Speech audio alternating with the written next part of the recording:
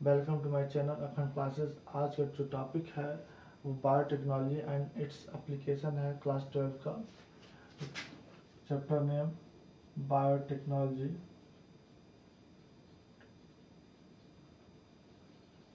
And its application है। Biotechnology का हम डिफरेंट फील्ड में कैसे यूज करेंगे आज पढ़ेंगे। तो सबसे पहले हम बायोटेक्नोलॉजी का यूज एग्रीकल्चर में, in agriculture how we can use biotechnology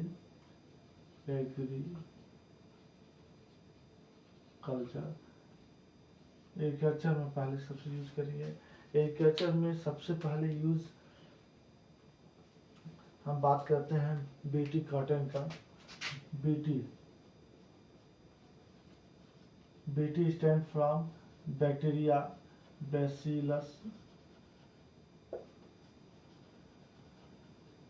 genesis. एक बैक्टीरिया का नाम है जिससे बीटी वर्ड यूज होता है। BT cotton, BT tomato, BT soybean, ये सब बीटी वर्ड जो है बैसिलस थ्योजेंसिस से है। इस बैक्टीरिया में एक जीन होता है, जीन क्राइजीन बोला जाता है।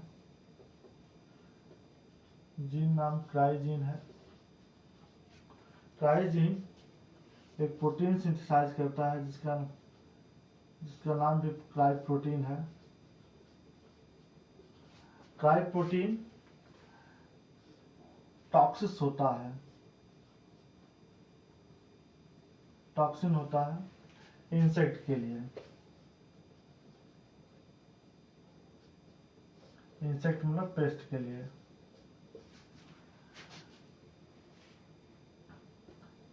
क्राइजीन को इटैलिक फॉर्मेट में लिखते हैं और प्रोटीन को नॉर्मल एज यूजुअल लिखते हैं। तो चूंकि हम हैंड राइटिंग में इटैलिक फॉर्म नहीं लिखा जा सकता, इसलिए इसको अंडर राइटिंग कर दिया जा रहा है क्राइजीन।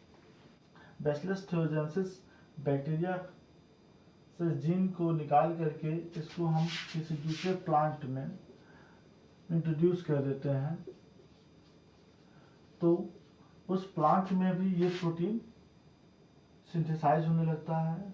और ये प्रोटीन क्योंकि टॉक्सिक होता है इंसेक्ट के लिए, इससे प्लांट इंसेक्टिसाइड हो जाता है या इंसेक्ट रेजिस्टेंट हो जाता है।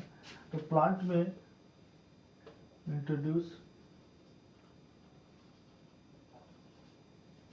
क्राइजीन, क्राइजीन को इंट्रोड्यूस कर देते हैं, CRYG। ये क्राइजीन जैसे इंट्रोड्यूस करते हैं तो प्लांट में क्राई प्रोटीन सिंथेसाइज करने होने लगता है, क्राई प्रोटीन। तो ये बैक्टीरिया का जो क्राइजीन है वो जब प्लांट में इंट्रोड्यूस कर देते हैं तो इसमें भी क्राई जीन आ जाता है। ये क्राइजीन से मैसेंजर आरएनए बनता है क्राइजीन का, ट्रांसक्रिप्शन।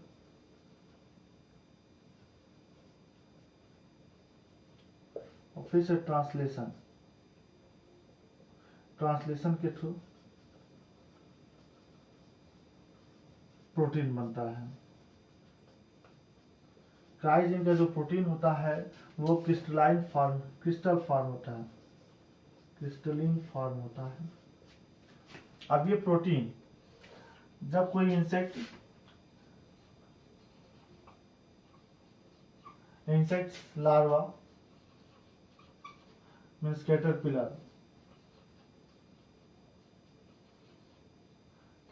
लार्वा प्लांट के लीफ को या प्लांट के किसी पार्ट को च्यू करता, कंजप्ट करता है, उसे यूज करता है। Insect larva caterpillar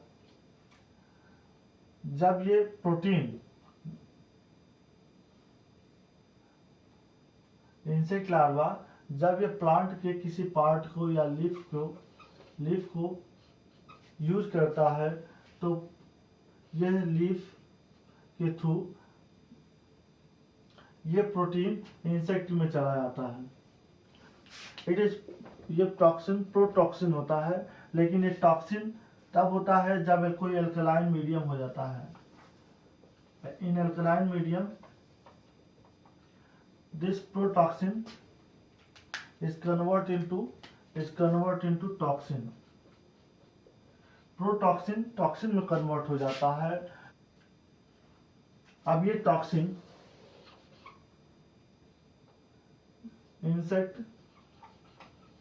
insect larva मतलब कैटरपिलर लीफ को लेगा, यूज करेगा। लीफ को जैसे यूज करेगा तो इंसेक्ट लार्वा का जो गट है, इंसेक्ट लार्वा का जो गट होता है, गट का जो इपिथेलियल वॉल होता है, इपिथेलियल वॉल होता है, उसके अंदर का जो मीडियम होता है वो एल्कलाइन मीडियम होता है। अब ये क्या है? This is gut of larva, insect larva. Gut of insect larva. अब ये गट ऑफ इस इंसेक्ट लार्वा में ये लीफ के थ्रू जैसे ये प्रोटीन जाएगा तो ये प्रोटीन डिजॉल्व हो जाएगा। प्रोटीन डिजॉल्व हो जाएगा। प्रोटीन जैसे इसमें जाएगा बीटी क्राई प्रोटीन। कौन सा protein? Cry protein. Cry protein जैसे इंसर्ट करेगा तो जो इनएक्टिव था वो यहाँ का जो मीडियम होता है वो एल्कलाइन मीडियम होता है। ये गट के अंदर का मीडियम एल्कलाइन होता है।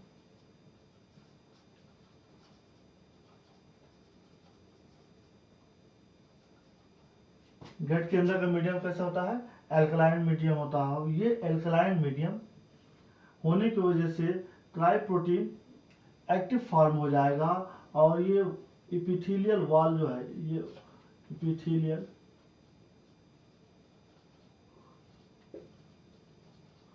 वॉल को परफोरेट कर देगा। प्रोटीन वॉल के अंदर चला जाएगा और इसके अंदर जो गट का वॉल है वो उसको स्वेल हो जाएगा और इस तरीके से ब्लॉक हो जाएगा और कैटर लार्वा डाई कर जाएगा। जैसे कैटर लार्वा डाई कर जाएगा, इंसेक्ट लार्वा डाई करेगा, इंसेक्ट का ग्रोथ रुक जाएगा और इंसेक्ट फिर से बढ़ नहीं पाएगा, मतलब वो दूसरे एडल्ट फॉर्म में नहीं जा पाएगा। तो इस तरीके से ये प्लांट जो है, ये प्लांट आपका इंसेक्ट रेजिस्टेंट हो जाएगा।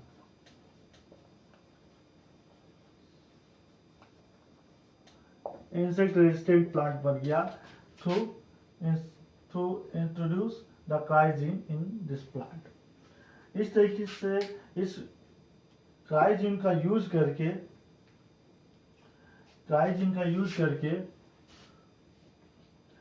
बीटी कॉटन बना है।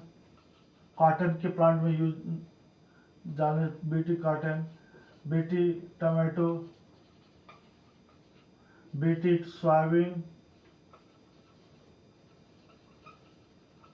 और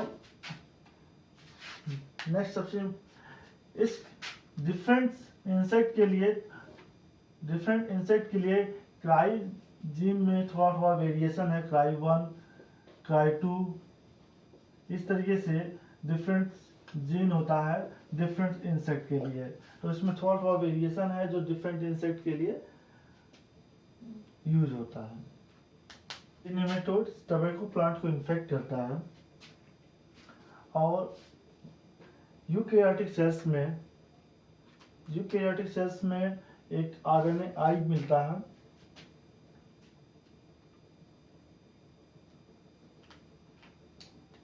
In eukaryotic cells, in eukaryotes, RNA का एक टाइप है RNA इंटरफेरेस।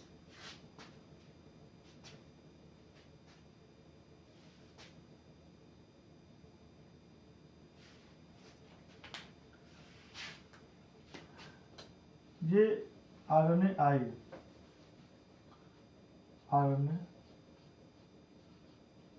आई यूकेरियोट्स में मिलता है और it is defence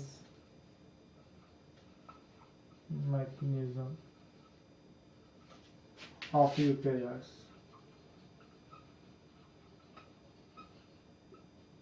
in the form of double strand DNA, double strand RNA,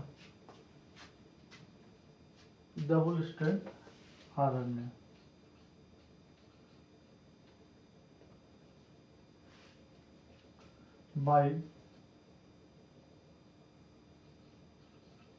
by using RNA silencing, by using gene silencing.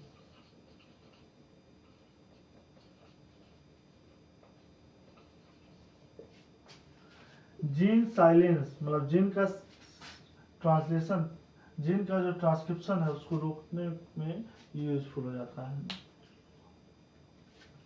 तो इस मेथड का यूज करके, आरएनए आई का मेथड यूज करके साइंटिस्ट ने टबैको रेजिस्टेंट प्लांट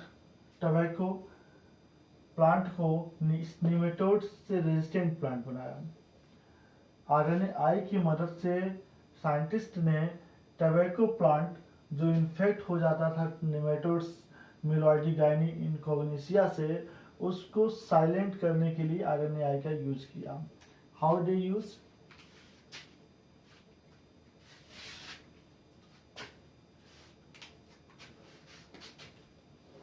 आप जानते हैं निमेटोड्स, ये निमेटोड मिलोइडी गाइनी इनकॉग्निसिया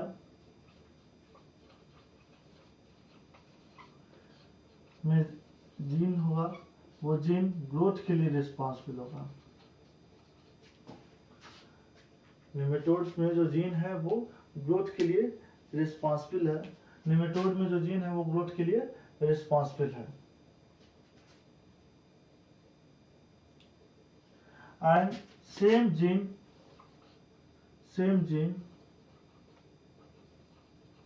इंट्रोड्यूस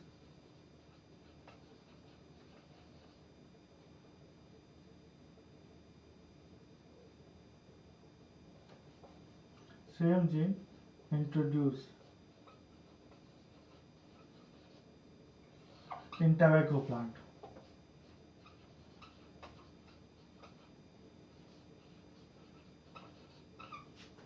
तो जैसे टबैको प्लांट में ये जीन इंट्रोड्यूस किया गया, तो टबैको से ट्रांसक्रिप्शन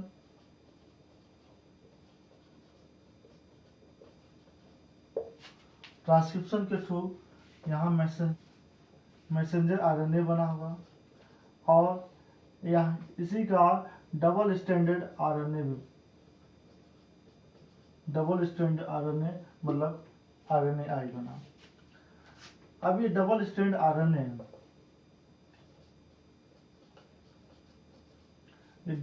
आरएनए, बना, और इस जीन का double standard RNA tobacco plant में बन गया। निमेटोड जो है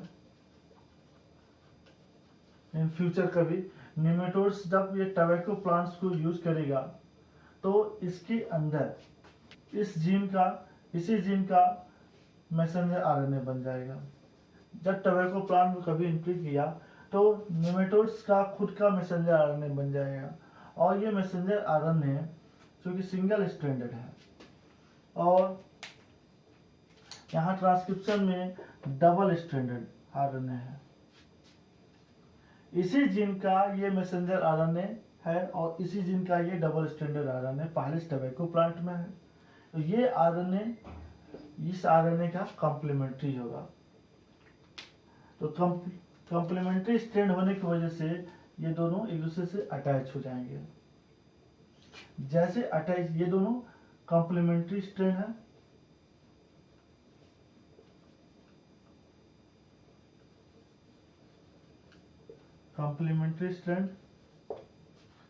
कॉम्प्लीमेंट्री स्ट्रैंड होने की वजह से एक दूसरे से क्या हुआ, अटैच हो गया। अब टबैको प्लांट में जो निमेटोड एंट्री किया है और उस निमेटोड्स का जो मैसेंजर आरएनए है ये सिंथेसाइज प्रोटीन नहीं कर पाएगा, मतलब ट्रांसलेशन नहीं हो पाएगा। क्यों नहीं हो पाएगा? क्योंकि आपको पता है ये मैसेंजर आरएनए है, यही मैसेंजर आरएनए यहाँ है। तो इस मैसेंजर आरएनए पर ट्रांसलेशन के लिए राइबोसोम की जरूरत होती है। राइबोसोम इधर की तरफ जैसे बढ़ेगा, सिंगल स्ट्रैंड में तो बढ़ जाएगा, लेकिन आगे डबल स्ट्रैंड होने की वजह से ये पूरा स्टडी नहीं कर पाएगा, जीन को रीड नहीं कर पाएगा। इससे प्रोटीन जो है, ग्रोथ